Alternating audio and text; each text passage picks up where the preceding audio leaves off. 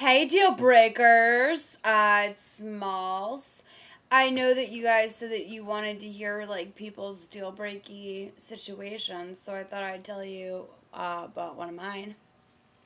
Okay, so let's paint a little bit of a scenario. I was 21 years old. I was interning for the summer in Los Angeles. Technically still going to Boston College. Had to go back for my senior year. Then I moved back out here after blah, blah, blah, whatever. So anyway, 21 years old. Looking all kinds of naive. Think I had blonde highlights at the time. I go to Barney's Beanery, aka what I call now the meat rack, because basically it's impossible to go there and not get some sort of hookup going on. If you're trying, if you're not trying, regardless, you're gonna get a phone number. You're gonna get some frat homies jocking up on you, whatever. I didn't know this. I was 21 years old, from Boston. I was just excited I was living, within a proximity to the Hollywood sign. I didn't know it was up. So anyway, I meet this guy, Barney's Beanery. And on paper, he's the hottest guy that I've ever hooked up with. Personally, I think the dude that, doing it with now, for me, he's the number one cutie in my heart. But, if you were to take a survey in, Us Weekly, who wore it better, this guy wore his, entire situation, better.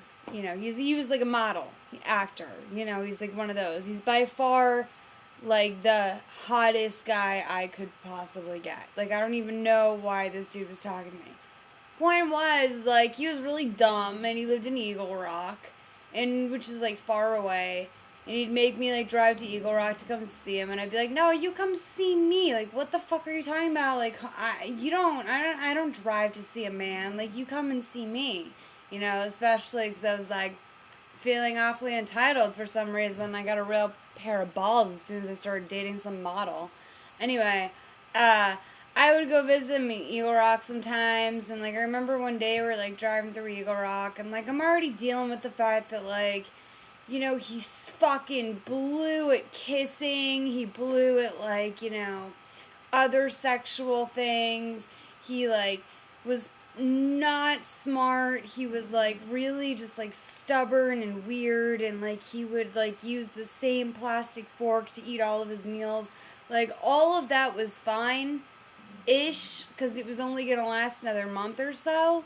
But oh man, so we're driving to brunch one day, and I'm talking about basically about how I feel a lot of white men like him are very, very racially insensitive to people who come to Los Angeles and have to do shitty jobs because basically they don't speak English, blah blah blah. I was doing the whole liberal bleeding heart bullshit, and he was doing this whole fucking douchebag thing where all of a sudden, out of the middle of nowhere, he says, "Look, Molly, I'm a white man, okay? I'm a white man. I'm always going to be a white man. To try and pretend for even a moment that I could understand what it's like to be anything but a white man is ridiculous. So I'm just not even going to try." And then when he said that, I was like, oh shit. Because, I'm not saying someone needs to go do, a black like me situation to get their point across, but, I do think that you should try and, understand what other people are going through and make an effort. And for me, that was such a huge, massive turnoff, his intolerance and ignorance and, kind of purposeful ignorance. I mean, ugh, woof, couldn't do it anymore. Well, actually, I did do him more, but I just, didn't take it seriously for, that last week, and then I packed up, went back to Boston, finished my education. So, anyway, that's my deal breaker. Hope it was alright. Bye.